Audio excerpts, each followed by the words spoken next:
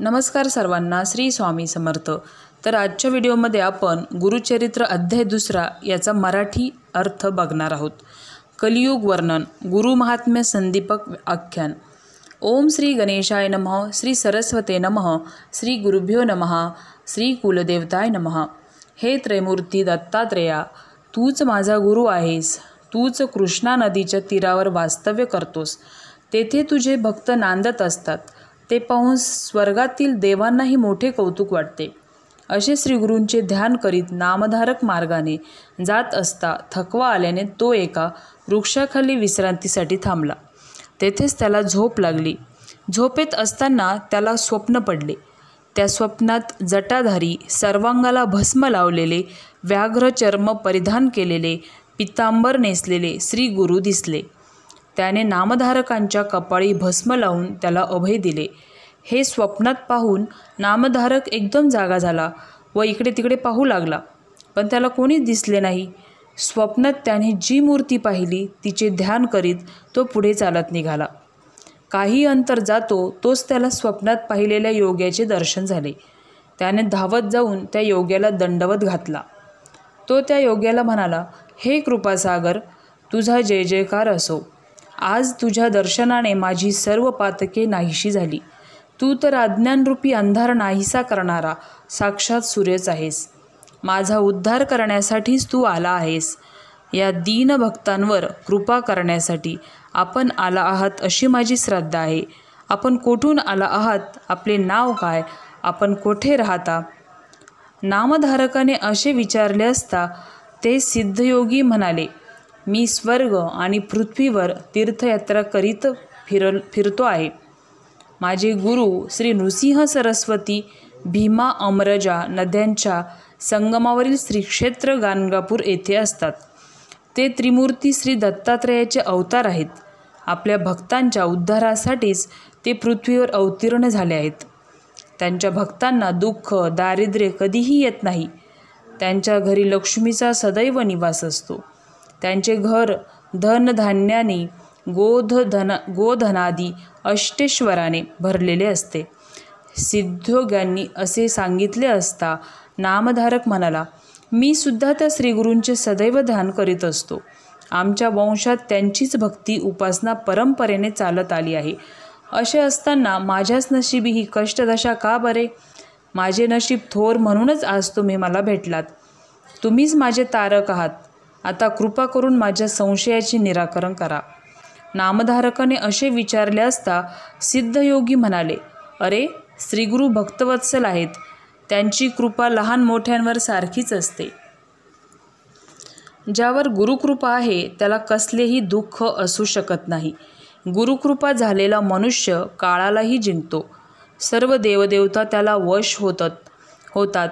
अशा श्रीगुरूंची ती भक्ती करतोस आणि तरीही आपण दीनदुःखी आहोत असे सांगतोस। याचा अर्थ हाच की तुझी त्यांच्यावर दृढ भक्ती नाही, श्रद्धा नाही, म्हणूनच तुला नाना प्रकारची दुःखे भोगावी लागत आहेत। श्री गुरु दत्तात्रेय ब्रह्म विष्णू महेश स्वरूप आहेत। त्यांची एकभावे उपासना केली असता ते सर्व काही देतात, म्हणून तू त्यांच्यावर दृढ श्रद्धा ठेव। आणखी हे लक्षात ठेव, जर हरिहरांचा कोप झाला तर श्रीगुरू आपल्या भक्तांचे रक्षण करतात, पण श्रीगुरूच जर कोपले तर हरिहरसुद्धा रक्षण करू शकत नाही। सिद्धांनी असे सांगितले असता नामधारकाने मोठ्या भक्तिभावाने त्यांच्या चरणांना वंदन केले। मग तो हात जोडून म्हणाला, स्वामी, आपण सांगता त्याविषयी माझ्या मनात एक शंका आहे। श्री गुरु दत्तात्रेय हे ब्रह्म विष्णू महेश स्वरूप आहेत। ते त्रिमूर्ती आहेत। ते त्रिमूर्ती अवतार आहेत हे कसे काय? आपण असेही सांगितले की हरिहर कोपले तर गुरु रक्षण करतात, पण गुरुच कोपले तर कोणीही रक्षण करू शकत नाही, हे कसे काय? हे वाचन कोणत्या शास्त्रपुराणातले आहे? कृपा करून माझी ही शंका दूर करा। सिद्ध म्हणाले, नामधारका, तुझी शंका रास्त आहे। तुझ्या शंकेचे उत्तर मी वेद रचनेच्या साक्षीने देतो। ते लक्षपूर्वक ऐक। ब्रह्मदेवाच्या मुखातून 4 वेद व 18 पुराणे निर्माण झाले। त्या 18 पुराणात ब्रह्मवैवर्त्य नावाचे पुराण अतिशय प्रसिद्ध आहे। द्वापार युगाच्या अंती प्रत्यक्ष नारायण विष्णू व्यासरूपाने अवतीर्ण झाले. त्यांनी लोककल्याणार्थ वेदांची नीत व्यवस्था केली. त्या व्यासांनी ऋषीमुनींना जी कथा सांगितली तीच कथा मी तुला सांगतो. ती तू एकाग्र चित्तेने श्रवण कर. ब्रह्मदेवाने कलियुगाला गुरु महात्म्य सविस्तर सांगितले. सिद्धाने असे सांगितले असता नामधारक हात जोडून म्हणाला, गुरुदेव, तुम्ही मला भेटलात. ब्रह्मदेवाने कलियुगाला गुरु महात्म्य कोणत्या कारणास्तव सांगितले, ते केव्हा सांगितले, ते ऐकण्याची माझी इच्छा आहे. कृपा करून ते सविस्तर सांगा. नामधारकाने अशी विनंती केली असता सिद्धयोग्यांनी ती कथा सांगण्यास सुरुवात केली. ते म्हणाले, ऐक तर. जेव्हा प्रलय झाला तेव्हा आदिमूर्ती नारायण भगवान विष्णू अव्यक्त स्वरूपात वाकपत्रावर पहुडले होते. त्यांना सृष्टीची रचना करण्याची इच्छा झाली. जागृत झालेल्या त्याने आपल्या नाभीतून कमळ उत्पन्न केले. त्या कमळातून ब्रह्मदेव प्रगट झाले. त्यांनी चारी दिशांना पाहिले. ते चतुर्मुख झाले. ते स्वतःशीच म्हणाले, मीच सर्वश्रेष्ठ आहे. माझ्यापेक्षा मोठा दुसरा कोणीही नाही. त्यावेळी भगवान विष्णूंना हसू आले. ते गंभीर स्वरात म्हणाले, मी महाविष्णू आहे. तू माझी भक्ती कर. हे ऐकताच ब्रह्मदेवांनी भगवान विष्णूंना नमस्कार करून त्यांची परोपरीने स्तुती केली. त्यामुळे प्रसन्न झालेल्या विष्णूंनी ब्रह्मदेवांना सृष्टी निर्माण करण्याची आज्ञा केली. त्यावर ब्रह्मदेव म्हणाले, हे महाप्रभू, मला सृष्टीची रचना करण्याचे ज्ञान नाही. मग मी काय करू? विष्णूने त्यांना 4 वेद दिले व त्यानुसार जगाची निर्मिती करण्यास सांगितले. भगवान विष्णूंनी अशी आज्ञा केली असता ब्रह्मदेवांनी विविधतेने नटलेले स्थावर जंगम विश्व निर्माण केले. त्यात स्वेदज म्हणजेच घामातून उत्पन्न होणारे, अंडज म्हणजे अंड्यातून उत्पन्न होणारे, जारज म्हणजे वाऱ्यातून उत्पन्न होणारे व उद्भिज म्हणजेच उगवणारे वृक्ष अशी 4 प्रकारची सृष्टी निर्माण केली. भगवान विष्णूंच्या आदेशानुसार ब्रह्मदेवाने त्रैलोक्याची रचना केली. मग त्याने सनकादिक मानसपुत्र मरीची, सप्तश्री, देव आणि दैत्य उत्पन्न केले. मग ब्रह्मदेवांनी कृतयुग, त्रेतायुग, द्वापारयुग व कलियुग अशी 4 युगे निर्माण केली. ही 4 युगे ब्रह्मदेवांच्या आज्ञेने क्रमाक्रमाने पृथ्वीवर अवतीर्ण होतात. ब्रह्मदेवांनी सर्वप्रथम कृतायुगाला पृथ्वीवर पाठवले. कृतयुग म्हणजे सत्ययुग. त्याची वैशिष्ट्ये सांगतो ते ऐक. ते सत्ययुग सत्यवचनी, वैराग्य संपन्न, ज्ञानी व सत्वगुणांची वृद्धी करणारे होते. त्याने शुभ्र वस्त्र परिधान केले होते. त्यांच्या खांद्यावर यज्ञोपवीत, गळ्यात रुद्राक्षमाळा व हातात कंकणे होती. त्याने पृथ्वीवर येऊन लोकांना सत्वगुणी सत्ववृत्त केले. त्याने लोकांना तपश्चर्येचा मार्ग दाखवला व लोकांचा उद्धार केला. सत्ययुगाचा कालावधी पूर्ण होताच ब्रह्मदेवांनी त्याला परत बोलावले. मग त्याने त्रेतायुगाला पृथ्वीवर पाठवले. त्याची लक्षणे सांगतो ती ऐक. त्या त्रेतायुगाचा देह स्थूल होता. त्याच्या हाती यज्ञ सामग्री होती. त्यामुळे त्रेतायुगात सगळे लोक यज्ञयाग करीत असत. त्याने कर्ममार्गाची स्थापना केली. ऋषभ हे धर्माचे प्रतीक त्यांच्या हाती होते. त्याने पृथ्वीवर धर्मशास्त्राचा प्रचार केला. आपला कार्यकाल पूर्ण झाल्यावर ते आनंदाने परत गेले. मग ब्रह्मदेवांनी द्वापार युगाला पृथ्वीवर पाठवले. त्याच्या हातात खट्वांग व धनुष्यबाण ही शस्त्रे होते. ते उग्र, शांत, निष्ठुर व दयावान होते. त्या युगात पाप पुण्यासमान होते.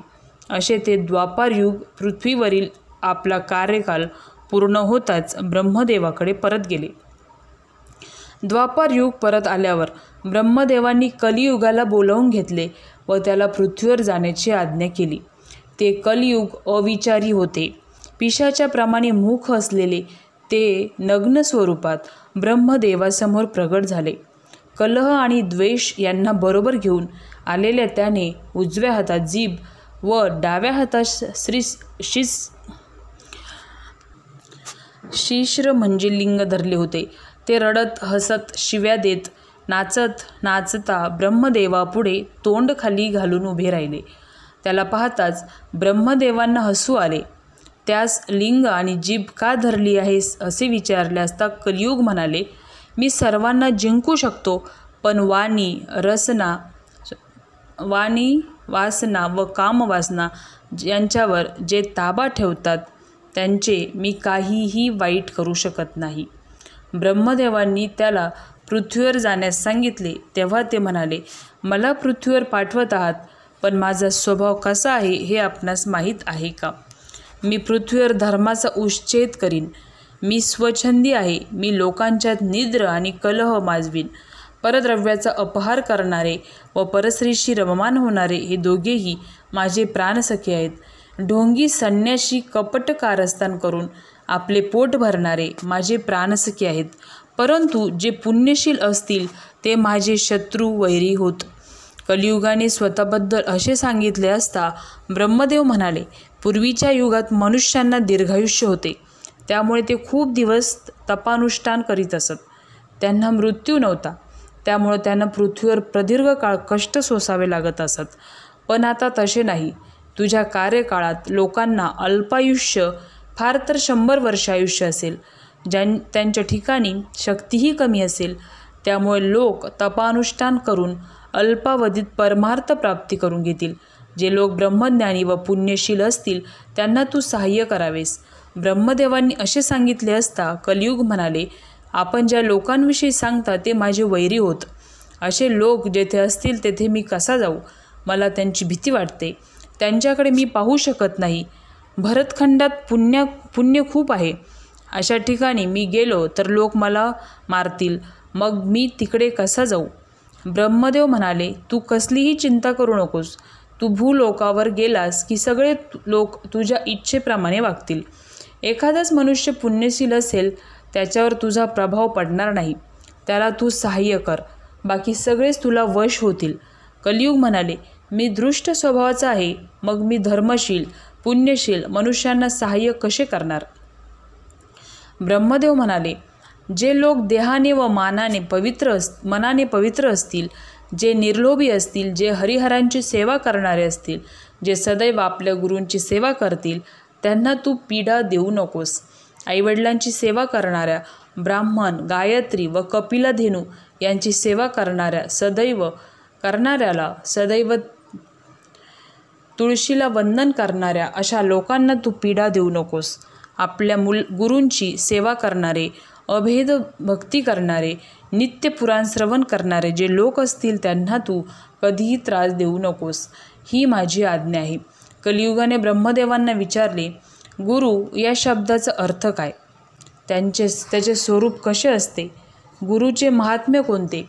ब्रह्मदेव म्हणाले, ग अधिक उ व र अधिक उ मिळून गुरु शब्द होतो. यातील गकार म्हणजे ग हे अक्षर गणेशवाचक आहे. उ हा विष्णुवाचक व र हे अग्निवाचक आहे. 2 वर्णांचा गुरु शब्द धर्म, अर्थ, काम, मोक्ष या 4 पुरुषार्थांची प्राप्ती करून देणार आहे. शिवशंकर कोपला तर गुरु रक्षण करील, पण गुरु कोपला तर शिवसुद्धा रक्षण करू शकणार नाही. गुरु हाच ब्रह्म विष्णू महेश आहे. गुरु हा साक्षात परब्रह्म आहे. म्हणून सदैव सद्गुरूंची सेवा करावी. वैष्णवजन गुरुभक्ती अखंड राहो अशी प्रार्थना करतात. गुरु प्रसन्न झाला तर परमेश्वर आपल्या अधीन होतो. गुरुची भक्ती केल्याने तीर्थे, तपे, योग, ताप इत्यादी धर्म कळतात. त्याचप्रमाणे गुरूंची सेवा केल्यामुळे आचारधर्म, वर्णाश्रम धर्म, ज्ञान, भक्ती व वैराग्य यांची प्राप्ती होते. म्हणून गुरुचीच सेवा करावी. त्यांचेच भजन पूजन करावे. गुरुच सर्व देवांपेक्षा श्रेष्ठ आहे. अशा प्रकारे ब्रह्मदेवाने गुरुमहात्म्य सांगितले असता कलीने विचारले, गुरु हा सर्व देवांपेक्षा श्रेष्ठ आहे असे म्हणता हे कसे काय? याचे काही उदाहरण असेल तर मला सांगावे. ब्रह्मदेव कलीला म्हणाले, तुला सगळे काही सविस्तर सांगतो. तू एकाग्र चित्ताने श्रवण करू. गुरुशिवाय तरणोपाय नाही. शास्त्र श्रवण केल्याशिवाय ज्ञानप्राप्ती होत नाही. गुरुमुखातून बाहेर पडलेले ज्ञान श्रवण केले तरच ज्ञानप्राप्ती होते. गुरु हाच प्रकाश देणारा ज्योतिस्वरूप आहे. याविषयी मी तुला एक प्राचीन कथा सांगतो, ती ऐक. असे बोलून ब्रह्मदेवांनी संदीपक आख्यान सांगण्यास प्रारंभ केला. खूप वर्षापूर्वीची कथा. गोदावरी नदीच्या तीरावर अंगिरस नावांच्या ऋषीचा आश्रम होता. त्या आश्रमात पैल ऋषींचे शिष्य असलेले वेदधर्म नावाचे ऋषी होते. त्यांचे अनेक शिष्य त्यांच्याजवळ वेदशास्त्रादीचा अभ्यास करीत असत. त्यात संदीपक नावाचा एक शिष्य होता. तो मोठा विद्वान होता. त्याची आपल्या गुरूंवर फार भक्ती होती. तो आपल्या गुरुची अगदी मनापासून सेवा करीत असे. एकदा वेदधर्म आपल्या सर्व शिष्यांची परीक्षा घ्यायची ठरवतात. त्यांनी सर्व शिष्यांना बोलावले. ते शिष्यांना म्हणाले, तुमचे माझ्यावर प्रेम असेल तर मी काय सांगतो ते लक्षपूर्वक ऐका. शिष्य म्हणाले, गुरुदेव, तुमचे वचन आम्हाला वेदप्रमाण आपण काय ते सांगा. वेदधर्म म्हणाले, पातकाचा नाश व्हावा म्हणून मी आजपर्यंत खूप तप केले. त्यातील पुष्कळचे पाप संपले आहे. अद्याप थोडे शिल्लक आहे. ते भोगल्याशिवाय संपणार नाही. त्यासाठी काशी क्षेत्री जाऊन राहावयाचे असे मी ठरवले आहे. ते पापभोग माझ्या देहानेच भोगणे प्राप्त आहे. त्यामुळे त्यावेळी तुमच्यापैकी कोण माझ्याबरोबर येऊन माझी सेवा करील ते सांगा. तुमच्यापैकी एकजण तरी माझ्याबरोबर येऊन माझी सेवा करील तर मी नक्कीच पापमुक्त होईल. वेदधर्माचे शब्द ऐकताच सर्व एकमेकांकडे पाहू लागले. त्यावेळी संदीपक नावाचा शिष्य म्हणाला, गुरुदेव, जो दुःख भोग आहे तो तुम्हाला भोगूनच संपवावा लागणार. आपला देह सुदृढ आहे तोवर तो भोग संपवावा म्हणजे देहाचा नाश होणार नाही. भोग संपल्याशिवाय मुक्ती मिळणार नाही हे मला मान्य आहे. मी आपली सेवा करण्यास तयार आहे. मी आपणास काशीला घेऊन जातो. संदीपकाचे हे बोलणे ऐकून वेदधर्मांना खूप बरे वाटले. ते म्हणाले, अरे बाळ संदीपका, जरा नीट विचार कर. अरे भोग भोगताना मी कुष्ठरोगी होईन, अंगहीन होईन, मी पांगळा होईन, अंध होईन. तुला माझा 21 वर्ष सांभाळ करावा लागेल. तुझी तयारी आहे का? संदीपक म्हणाला, गुरुदेव, मी तयार आहे. तुम्ही माझे काशी विश्वनाथच आहात. मग संदीपक आपल्या गुरूंना घेऊन काशीला गेला. तेथे मनकर्णिकेच्या उत्तरेस कामबालेश्वराजवळ ते राहिले. तेथे मनकर्णिके स्नान व विश्वनाथांची पूजा असा त्यांचा नित्यनेम होता. असेच काही दिवस गेले आणि वेदधर्माच्या शरीरात बदल होऊ लागला होता. त्यांचे शरीर कुष्ठरोगाने भरले. त्यांची दृष्टी गेली. सगळे अवयव विद्रूप दिसू लागले. त्यांना धड चालताही येईना. पण संदीपक त्यांच्या सेवेत काहीही कमी करीत नसे. तो त्यांचे कपडे धुत असे, त्यांना स्नान घालीत असे, त्यांचा बिछाना घालीत असे. पण महाव्याधीने त्रस्त झालेले गुरु संदीपकाला उलटसुलट आज्ञा करून अत्यंत त्रास देत होते. संदीपकाने कितीही सेवा केली तरी गुरु वेदधर्म त्यांच्यावर सारखे रागवत, चिडत, सारखी कसली तरी तक्रार करीत असत. पण संदीपकाने गुरुसेवेत कधीही खंड पडू दिला नाही. गुरुसेवा हेच त्यांचे जीव झाले होते. संदीपक भिक्षा मागून आणीत असे, पण कधी कमीच आणलीस म्हणून गुरु रागवत, पण कधी कधी गोड पदार्थ आणले नाहीस म्हणून सगळे अन्न फेकून देत असत. पण संदीपक कधीही कष्टी होत नसे. गुरूंची रात्रंदिवस सेवा करण्यात त्याला आनंद होत असे. संदीपकाच्या या गुरुसेवेची कीर्ती देवांना समजली. हा गुरुभक्त आहे तरी कसा हे पाहावे म्हणून भगवान शंकर तेथे प्रगट झाले. संदीपकाची गुरुभक्ती पाहून ते प्रसन्न झाले. ते संदीपकाला म्हणाले, मी तुझ्यावर प्रसन्न झालो आहे. तुला हवा असेल तो वर माग. परंतु संदीपकाला स्वतःसाठी काहीच नको होते. तो आपल्या गुरूंकडे गेला आणि हात जोडून म्हणाला, गुरुदेव, भगवान शंकर प्रसन्न होऊन वर देत आहेत, तेव्हा आपण रोगमुक्त व्हावे असा वर मागू का? वेदधर्म रागवून म्हणाले, मुळीच नको. माझ्यासाठी देवांकडे कसलीही भीक मागू नकोस. संदीपक परत गेला व शंकराला म्हणाला, मला माझ्यासाठी कोणतेही वरदान नको, माझ्या गुरूंनाही नको. आश्चर्यचकित झालेले शंकर कैलासावर परत गेले. त्याने सर्व देवांना हा वृत्तांत सांगितला. काही दिवसांनी भगवान विष्णू त्या गुरु शिष्याचे दर्शन घेण्यासाठी आले. संदीपकाची ती गुरुभक्ती पाहून ते संतुष्ट झाले. संदीपका पुढे प्रगट होऊन त्याला म्हणाले, बाळा, या पृथ्वीवर तुझ्या इतका श्रेष्ठ गुरुभक्त मी आजपर्यंत पाहिला नाही. मी तुझ्यावर प्रसन्न झालो आहे. तेव्हा तू काहीतरी वर माग. तेव्हा संदीपक म्हणाला, परमेश्वरा, मला काहीही नको, तू जे देशील ते सर्व देण्यास माझे गुरुदेव समर्थ आहेत. माझे गुरु म्हणजे सर्व ज्ञान ऐश्वर्य आहेत. प्रसन्न झालेले गुरु देत नाहीत असे काहीही नाही, म्हणून मला काहीही नको. आता तुम्ही जर काही देणारच असाल तर मला उत्तम गुरुभक्ती द्या, कारण गुरुभक्तीचं मी सर्वश्रेष्ठ मानतो.